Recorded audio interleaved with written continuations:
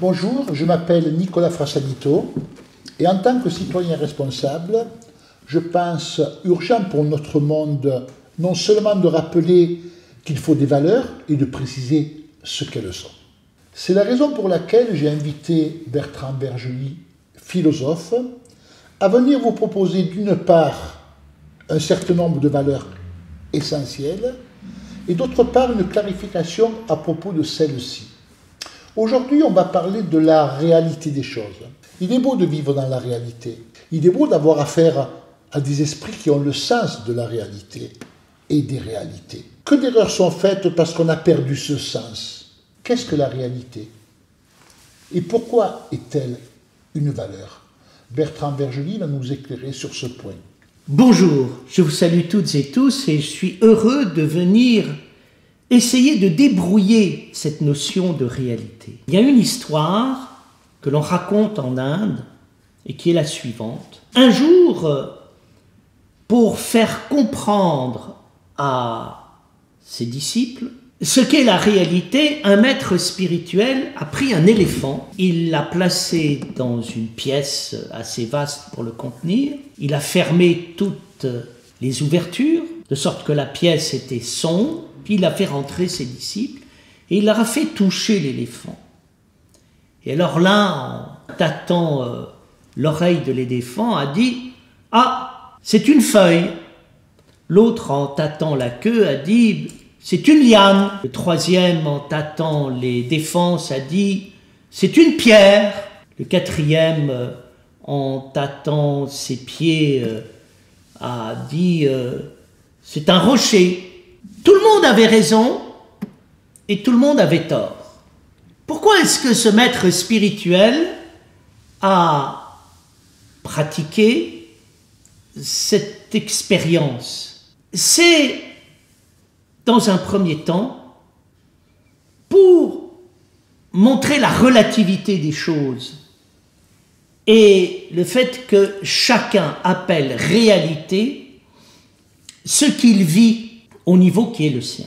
Mais je pense que cette histoire a du sens parce qu'elle va plus loin. Si nous disons la réalité, chacun a la sienne, nous débouchons sur quelque chose qui est pauvre et qui est même redoutable.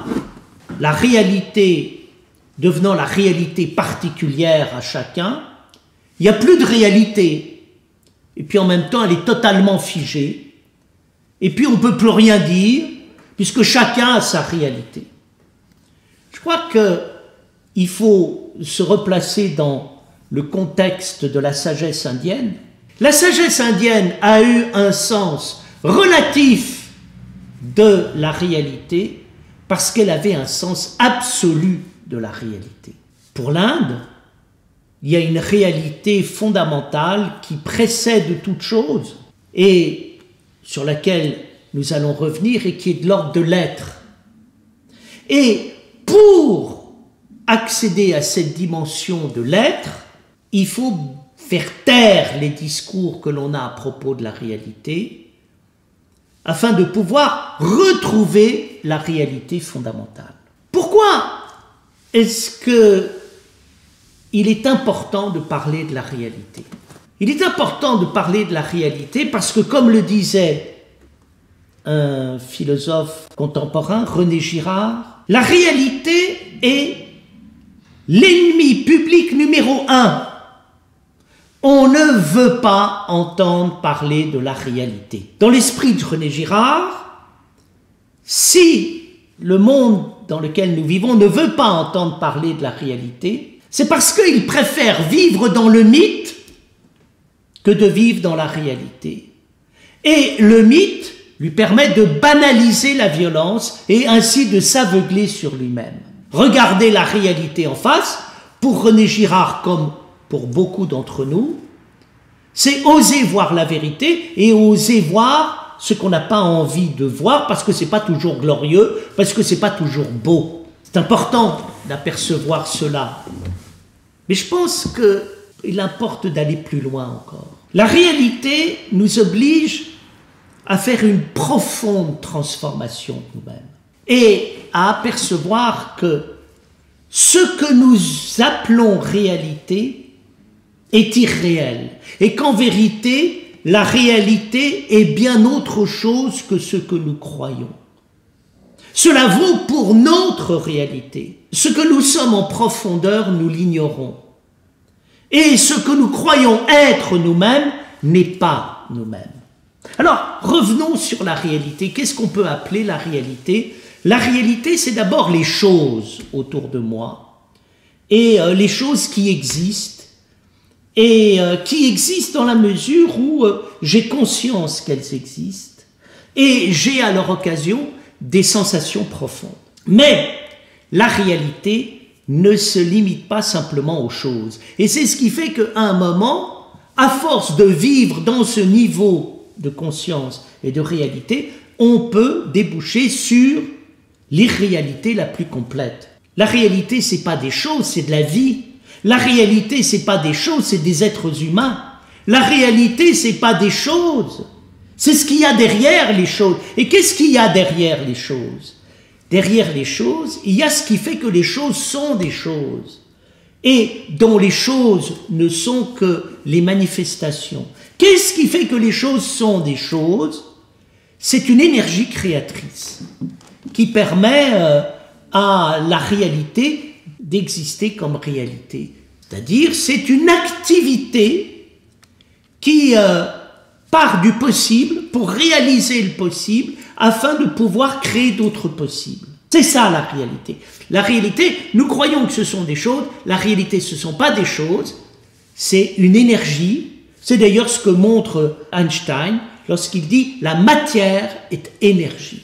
Mais la matière, l'énergie, ne suffisent pas à déterminer ce qu'est la réalité, parce que la réalité va beaucoup plus loin. Qu'est-ce qu'il y a derrière l'énergie de la réalité et l'activité vivante qui fait que les choses et les êtres existent? Il y a l'expérience phénoménale de ce qu'on peut appeler le miracle de l'existence. Le miracle de l'existence, je l'ai dans deux expériences totalement opposées.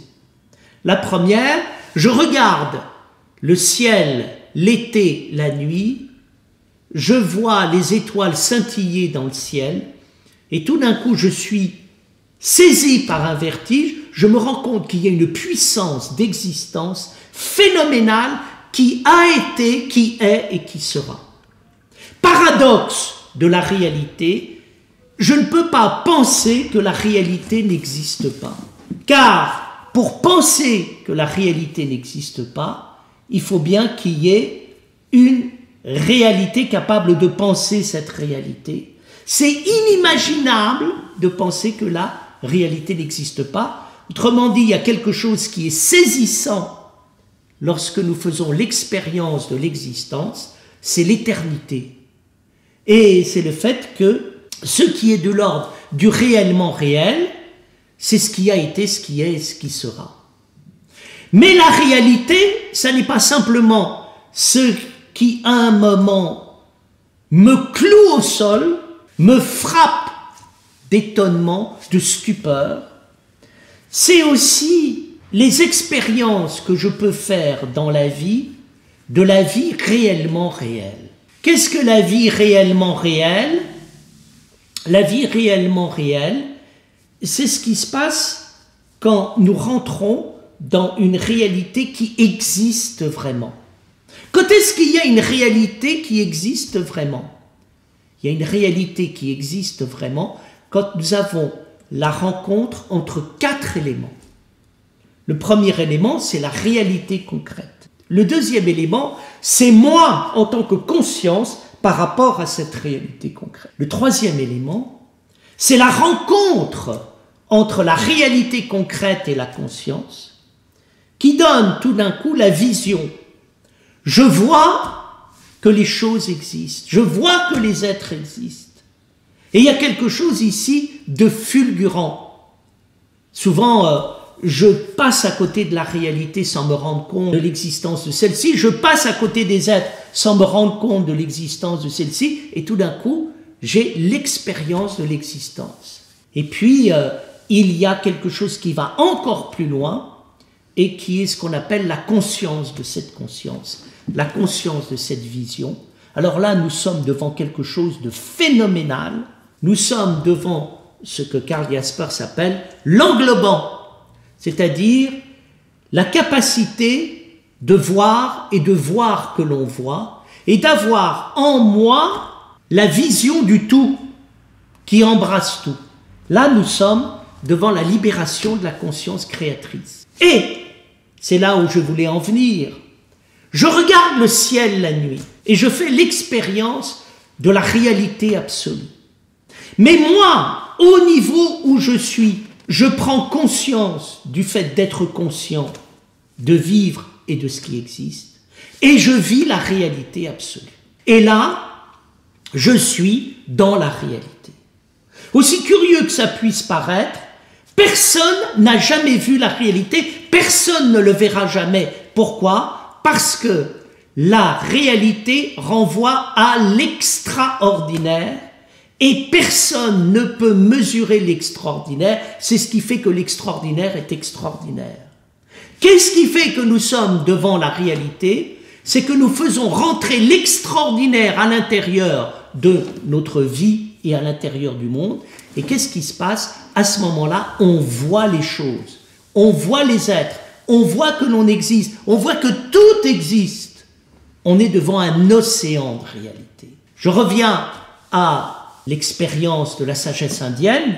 Relativité de la réalité, oui, tant qu'on voit les choses de notre point de vue, là où nous sommes, sans vraiment les voir. Mais quand nous voyons les choses telles qu'elles sont, à partir d'une expérience de présence à la réalité, alors là, nous débouchons sur autre chose. Nous débouchons sur l'extraordinaire de la réalité. Qu'est-ce qui fait que nous faisons des erreurs? Nous n'avons aucune conscience d'exister. J'avais un ami psychanalyste qui m'avait dit un jour cette parole qui m'avait surpris. Il m'avait dit « Est-ce que tu te rends compte que quasiment aucun de mes patients n'ont conscience d'exister ?» Là, nous sommes dans le malheur de la condition humaine, mais il y a aussi le bonheur de la condition humaine, des êtres qui sont capables de nous ouvrir les yeux sur la réalité et de nous permettre de voir l'extraordinaire de celle-ci. Et là, la vie commence et nous comprenons que la réalité est tellement extraordinaire, comme disait un physicien contemporain, que nous n'avons pas encore les moyens intellectuels pour pouvoir comprendre ce qu'elle est. Une fois de plus, quand nous sommes munis de cette information, la vie commence, et quand la vie commence, nous pouvons vraiment faire attention à nous, aux autres, au monde et à la vie que nous menons.